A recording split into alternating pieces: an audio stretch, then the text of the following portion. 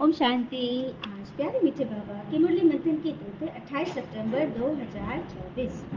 तो आज मीठे बाबा अपने बच्चों से कह रहे हैं, जब तुम नंबरवार सतोप्रधान बनेंगे तब ये नेचुरल कैलेमिटीज व विनाश का फोर्स बढ़ेगा और ये पुरानी दुनिया समाप्त होगी। तो नंबरवार सतोप्रधान कैसे बनेंगे?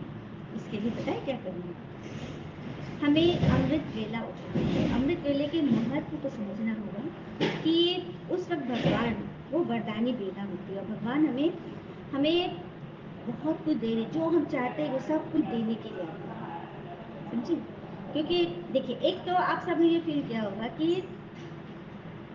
2:30 बजे तक यदि नींद नहीं आई, लेकिन उसके बाद 3 बजे से बहुत गहरी नींद आती है, पता है? क्योंकि माया को पता होता है कि 3 से 5 बाबा के मिलने का समय है। तो माया बहुत गहरी मीठी नींद सुना देती है, जब भाग्य विधाता से हम अपना भाग्य बना ही नहीं पाते। और वो जो अमृत वेला का समय होता है वो हमारी बौद्धिक क्षमता, वो आध्यात्मिक प्रज्ञता के खुलने का यही समय है। और कहते हैं ना, जब योगी सोता है तब भोगी जागता है, और जब भोगी जागता है तो योगी सोता है। सुनो, सारी रात भोगी जागेगा और जब योगी जगा है तो वो सो जाएगा। ठीक है, क्योंकि उसके पास, तो अब हमारे पास चॉइस है, भाग्य चाहिए या नींद चाहिए, क्या चाहिए?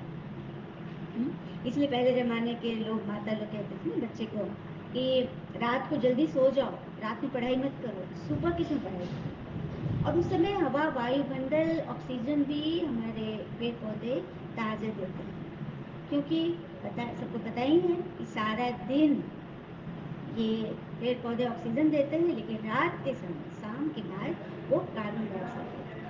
उस वक्त और मध्य रात्रि में कुछ ज़्यादा ही होता है। उस वक्त यदि हम जगे तो एक तो हमारा हेल्थ इशू होगा, हाँ, और सुबह के समय 3 बजे से पेड़ पौधे भी ऑक्सीजन देते हैं, वो भी एकदम फ्रेश ऑक्सीजन। इसीलिए उस वक्त उठने से हमारी श्वास से हमारा शरीर, हमारी मन बुद्धि और परमात्मा से कनेक्शन सब कुछ मिल गया, फिर भी हम न करें।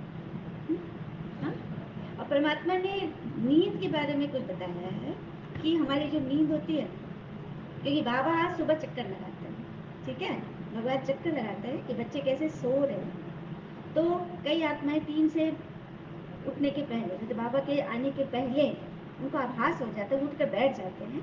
ये हो गया सतो प्रधान नींद। आभास तक हो गया कि नहीं, मुझे उठना चाहिए बाबा के आने का समय, और वो उठ के बैठते हैं।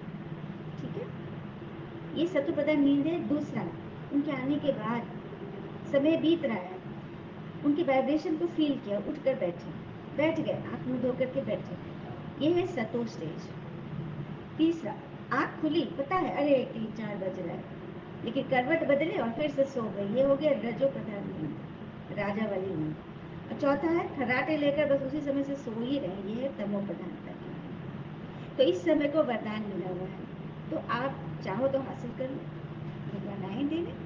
तो नंबरवार सतो प्रधान तभी बनेंगे जब हम, हमारी नींद सतो प्रधान होगी, हमारा जगना सतो प्रधान होगा, और ये नेचुरल कैलेमिटी का विनाश का फोर्स बढ़ेगा, तो ये पुरानी दुनिया समाप्त होगी। अच्छा, नेचुरल कैलेमिटी के बारे में बोलूँ कि ये जो प्रकृति के हलचल होते हैं ना, और एक चीज़ और, जो हमारे नेचर को परिवर्तन करने के लिए जो साइंटिस्ट, जो मिसाइल और बॉम्ब बना, एटम बॉम्ब जिसने बनाया था ना, वो जब बना लिया ना, उसके बाद उसको बहुत ग्लानि हुई कि मैंने ये क्या बना दी, इससे तो दुनिया तबाह हो जाएगी। और हमारे ये मिसाइल मैन कौन थे? मिसाइल मैन किनको बोलते हैं? दिमाग से उतर गया है ना। वो भी जब बना रहे थे ना, हाँ, तो उनको ये टचिंग, जब ब्रह्मा कुमारी सेंटर गए थे ना, तो वो निराकार ज्योति का जो स्वरूप देखे, तो उन्होंने कहा कि जब मैं मिसाइल बना रहा था तो ये मुझे प्रेरित कर रहा है, ये मुझे प्रेरित कर रहा था, पता है? मुरली में बाबा ने बोला है ना कि कुछ साइंटिस्ट लोग को अनुभव हुआ था कि कोई है जो मुझे प्रेरित कर रहा है ये सब करने के लिए। तो ये भगवान का काम है, क्योंकि उनको दुनिया लाश करनी है, परिवर्तन करना है, तो ये सब, ये सारी चीज़ें तो होंगी ही होंगी। ठीक है, एपीजे अब्दुल कलाम, सॉरी याद आ गया, थैंक यू बाबा।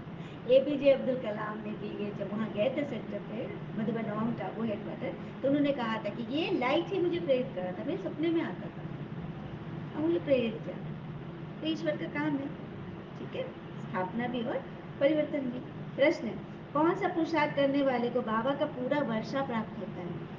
तो पूरा वर्षा लेना है तो पहले बाबा को अपना वारिस बनाओ, अर्थात जो कुछ तुम्हारे पास है वह सब कुछ बलिहार करो। तुम्हारे पास क्या है? हम समझते नहीं, ये सबसे पहले तो मेरा शरीर है, मन बुद्धि है, हमारे धन वैभव, बच्चे, परिवार, संपत्ति, ये जो रिश्ते, ये सब बाबा कहते हैं ना मुझे सौंप दो, मतलब मेरे पास डिपॉजिट कर दो ताकि मैं उसकी संभाल करूँ। क्योंकि अब देखिए बच्चे बाहर पढ़ रहे हैं, ठीक है, और कुछ प्रॉब्लम हुआ, तबीयत खराब हुआ, कुछ हुआ, तो हम तुरंत इस सेकंड में तो नहीं पहुंच सकते हैं। तो सेकंड में हम कौन पहुंचेंगे? बाबा। तो जब बाबा को सौंप दिए तो बाबा सब कुछ देखेंगे। और ये बच्चों का अनुभव है, बाबा सब कुछ संभालते हैं, लेकिन बाबा को चाहिए आपकी धारणा, तभी बाबा कुछ कर पाएंगे। धारणा स्वरूप बाबा को चाहिए। बाबा ने हमें बनाया, हमें सजाया, हमें हमें प्राप्ति से भरपूर किया, हमें ऐसी सेवा दी कि विश्वव्यापी सेवा चल रही है। इसके लिए बाबा को तो कुछ चाहिए। तो बाबा को दुनिया बनानी है, स्वर्ग बनानी है, तो उसके लिए पहले हम अपने मन में तो स्वर्ग लाए। हर एक बात के इन से आउट से जितना उससे बचेंगे उतना भगवान को हम कुछ दे पाएंगे। तो बस यही सोचना है, ठीक है।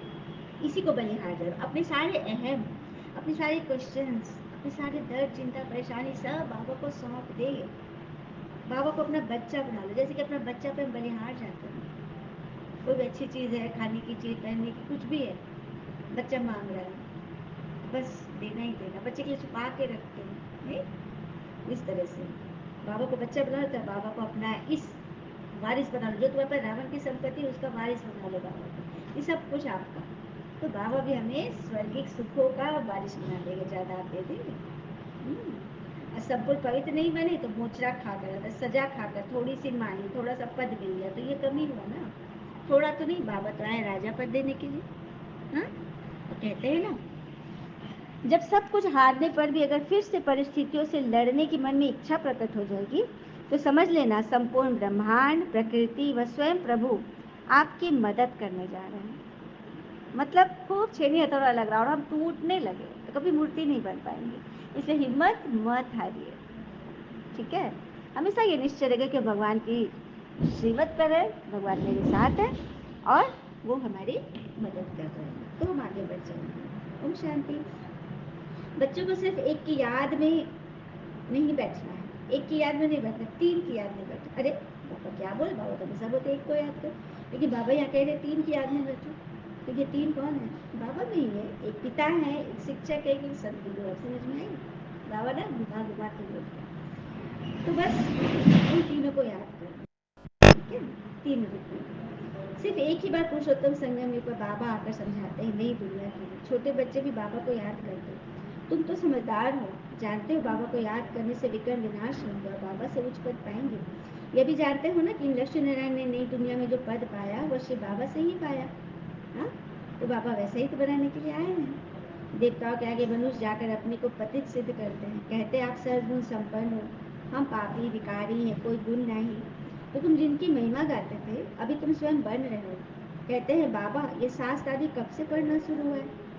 कब से शुरू हुआ है? द्वापर से, ठीक है। जब दुख आया ना तो हम फिर भगवान को खोजने के लिए ये सब बनाने लगे और पढ़ने लगे, ठीक है। फिर बाबा कह रहे सत्युग में तुम देवी देवता विश्व के मालिक थे, वहाँ भक्ति का नाम नहीं, एक ही मंदिर नहीं था, सभी देवी देवता थे। पीछे जब आधी दुनिया पुरानी हो गई, यानी 2500 वर्ष पूरे हो गए, तब रावण आता है और फिर दुख आते हैं, विकार आते हैं, तब फिर भक्ति शुरू हो जाती है, जब देवी देवता वाम मारने गिरने लगते हैं। तो बाबा संगम युग पे आते हैं और इस युग को ही कल्याणकारी युग कहते हैं। हाँ, द्वापर कलयुग अकल्याणकारी युग, क्योंकि उससे हम गिरते ही चले और संगम युग में हम ऊपर चलते हैं, क्योंकि शिव का नाम ही तो कल्याणकारी है, सदा शिव अर्थात सदा कल्याणकारी है ना, बाबा की महिमा। बस यही बात है। फिर बाबा कहते हैं भक्ति मार के देखो कितनी सामग्री है, मनुष्यों को पैसा होता फिर कितना खर्चा करते। बाबा कहते मैं तुमको कितने पैसे देकर जाता हूँ, पर सत्तू त्रेता में हीरे जवाहर के महल देकर गया और अभी आके देख रहा तो तुम्हारे पास कुछ भी नहीं, मन भी खाली। मेरे लाडले बच्चों आयुष्मान भवा, मैं तुम्हें ऐसे दुनिया ले जा रहा हूँ जहाँ तुम्हारी आयु 150 वर्ष रहेगी। यहाँ तो बस कभी भी अकाले मृत्यु हो जाती है। सत्युग में तो सब अमर हो गए। वैसे दुनिया में चलना है ना, तो बस श्रीमत को फॉलो करो। और बाबा ने बोला जो ये सारा ज्ञान बुद्धि में रखेंगे वही किसी को समझा सकते हैं। हाँ? और जो बंधन मुक्त हो, बाबा के पास जब कोई आते तो बाबा पूछते हैं कितने बच्चे हैं, तो कहते हैं 5 अपने हैं, और छठा बच्चा शिव बाबा है। तो जो सबसे बड़ा बच्चा भगवान ठहरा, तो वो सबकी संभाल कर देंगे, है ना। तो बस बच्चे जब वारिस हो जाते हैं, लक्ष्मी नारायण शिव बाबा के पूरे पूरे वारिस है। लक्ष्मी नारायण कौन बनते हैं? ब्रह्मा बाबा, लेखा दादा, संस्था के फाउंडर, और मम्मा लक्ष्मी। ठीक है, बाबा ने उनको सब कुछ दे दिया, क्योंकि उन्होंने अपना सब कुछ अभी संगम पे बलिहार कर दिया। तन मन धन सब कुछ बाबा को सौंप दिया। अच्छा, मीठे मीठे बच्चों प्रति भगवान की नमस्ते। हम बच्चों की भी प्यारे बाबा को नमस्ते नमस्ते। ढालने के लिए मुख्य सार पहले को, आत्मा को पावन बनाने के लिए एकांत की भट्टी में रहना है। एक बाबा के सिवाय दूसरा कोई भी मित्र संबंधी याद न आए। आत्मा को पावन बनाने के लिए एकांत की भट्टी में रहना, एकांत और अकेलापन, जमीन आसमान का फर्क। अकेलापन में दुख है, चिंता है, परेशानी, अफसोस है कि मैं अकेली हूँ, कोई नहीं मेरे साथ। लेकिन एकांत, एक की याद में अपने शरीर, अपने देह भान का अंत करना, वही है भक्ति सच्ची। तो आत्मा को पावन बनाने की एकांत की भक्ति करो। और कहते हैं ना, कोई भी कारण हो, कोई भी बात हो, चिढ़ो मत, गुस्सा मत करो, जोर से मत बोलो, मन शांत रखो, विचार करो, फिर निर्णय लो। क्योंकि आवाज़ से आवाज़ नहीं मिटती। कोई आवाज़ कर रहा है तो आप चुप रह जाओ। तकलीफ सिर्फ आपको होगी, दुख भी आपको ही होगा। अगर मन शांत रखोगे तो सुख भी तो आप ही को मिलेगा ना। तो जो कुछ मिल रहा है आपको मिल रहा है, तो फिर आप क्यों व्यर्थ में जा रहे हो। एक बाबा के सिवाय दूसरा कोई भी याद न आए। दूसरी पॉइंट, बुद्धि में सारा ज्ञान रख, बंधन मुक्त बन, दूसरों की सर्विस करनी है, बाबा से सच्चा सौदा करना है। जैसे बाबा ने सब कुछ गुप्त किया, ऐसे गुप्त दान करना है। गुप्त दान, सच्चा सौदा। हम क्या दान कर रहे हैं बाबा से, क्या क्या क्या उनसे सौदा कर रहे हैं। अपनी कमी कमजोरी, अपना कष्टपन ही तो देना है, जिस बात में मेरा मन फंसता है। और भगवान तो कहते ही हैं कि तू अपनी मुश्किलों का जिक्र सबसे न कर, तू अपनी मुश्किलों का जिक्र सबसे न कर, मैं बैठा हूँ, तू फिक्र न कर। वरदान, माया के विकराल रूप के खेल को साक्षी होकर देखने वाले माया जीत भव। माया के विकराल रूप के खेल को साक्षी होकर देखने वाले माया जीत बनते। तो माया को वेलकम करने वाले उसके विकराल रूप को देखकर घबराते हैं। साक्षियों का खेल देखने से मजा आता है, क्योंकि माया का बाहर से शेर का रूप है, लेकिन उसमें ताकत बिल्ली जितनी भी नहीं है। बाहर से वो शेर जैसा दिखती है, भल पेपर टाइगर। और किसी बच्चे ने ड्राइंग पेज में टाइगर बना दिया, तो क्या वो डरावना होगा? वो क्या करेगा? तो यही समझना कि माया बाहर का शेर है, बिल्ली जितनी भी ताकत नहीं है, फूंक मारो उड़ जाएगी। तो सिर्फ आप घबरा कर उसे बड़ा बना देते हो, क्या करूं, कैसे होगा। लेकिन यही पाठ याद रखो, जो हो रहा है वो अच्छा, जो होने वाला है वो और अच्छा। साक्षियों का खेल देखो तो माया जीत बन जाएंगे। स्लोगन, जो सहनशील है वह किसी के भाव स्वभाव में जलते नहीं, व्यर्थ बातों के कान से सुन दूसरे से निकाल देते हैं। तो सहनशील बनना है, तो भाव स्वभाव किसी का संस्कार है, वो ऐसा करेगा ही, तो उसे घबराना नहीं है, बल्कि व्यर्थ बातों को एक कान से सुन दूसरे से निकाल दो और मौन की भक्ति करो। अच्छा, ओम शांति। शुक्र मीठे बाबा व बाबा के प्यारे प्यारे बच्चे, आप सबका जीवन सदैव सुख शांति समृद्धि सफलता से भरपूर रहे और भरपूर करे। ओम शांति।